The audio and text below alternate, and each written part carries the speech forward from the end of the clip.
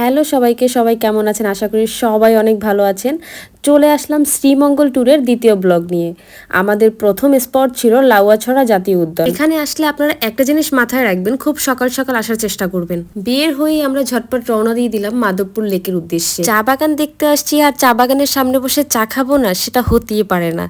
আপনারা আসলে মাস্ট বাগানের সামনে বসে একবার হলেও চা খাবেন, একটা অন্য রকমের শান্তি পাবেন। চলে আসলাম মাধবপুর লেক। এখানে এসে তো আমি পুরাই শকড, কারণ আমি ভেবেছিলাম এখানে এসে আমি অনেক শাপলা দেখতে পাবো, কিন্তু আমার ব্যাড লাক, আমি তেমন একটা শাপলা দেখতে পাইনি। তখন তেমন একটা শাপলা ছিল না। চা পাতার পোতা ওই যে এখন খাবো যা আছে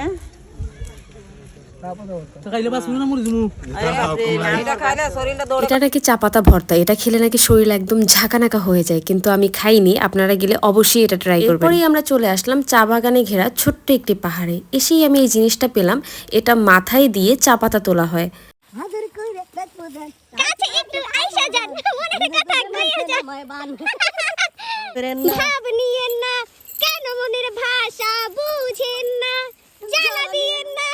লেকের পাশ ঘিরেই বড় একটা পাহাড় আছে, আমরা এখন সেই পাহাড়ে উঠছি। পাহাড়ে উঠতে গিয়ে আমার অবস্থা পুরো একদম খারাপ হয়ে গিয়েছে, এত কষ্ট হয়েছিল। আর পাহাড়টা একদম পিচ্ছিল টাইপের ছিল, মনে হচ্ছে এই পড়ে যাচ্ছি। পাহাড়ে উঠে এখন আমাদের অবস্থা অনেক খারাপ, আমাদের সবার গলা একদম শুকিয়ে গিয়েছে।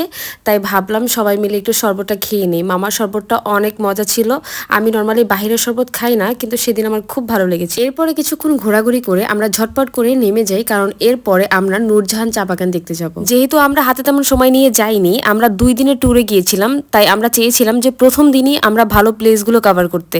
তাই আমরা তাড়াতাড়ি করে সেখান থেকে বের হয়ে নূরজাহানের উদ্দেশ্যে যাচ্ছি। এসে তো আমি পুরাই অবাক, নূরজাহান চা বাগান এত সুন্দর।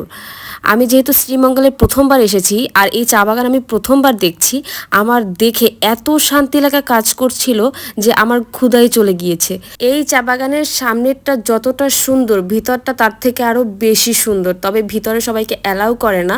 আমরা অনেক কষ্ট করে, অনেক রিকোয়েস্ট করে ভিতরে যাই। ভিতরটা কিছু সময় ঘুরে দেখার পরে আমাদেরকে বের হয়ে যেতে বলা হয়, কারণ বিকেল হয়ে গিয়েছে। ওখানে শুধু আমরাই ছিলাম, বাকি আর কেউ ছিল না, কোনো ট্যুরিস্ট ছিল না। তাই আমাদেরকে বের হয়ে যেতে বলা হয়। তাই কিছুটা সময় ঘুরে আমরা বের হয়ে যাই। এরপরে চলে যাই আমরা রাবার বাগানে, কিভাবে রাবার সংগ্রহ করে সেটা দেখার জন্য। রাবার বাগানে কিছুক্ষণ থেকে আমরা সিটিতে ব্যাক করব। সিটিতে গিয়ে আমাদের প্রথম কাজ হলো আমাদের লাঞ্চ করতে হবে, কারণ আমরা খুবই ক্ষুধার্ত।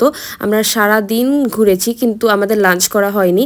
আগে লাঞ্চ করব, তারপর আমাদের চেক ইন করতে হবে হোটেলে। কথা বলতে বলতে আমরা চলে আসলাম সিটিতে এসেই আমরা লাঞ্চ করার জন্য টি ভ্যালিতে চলে যাই।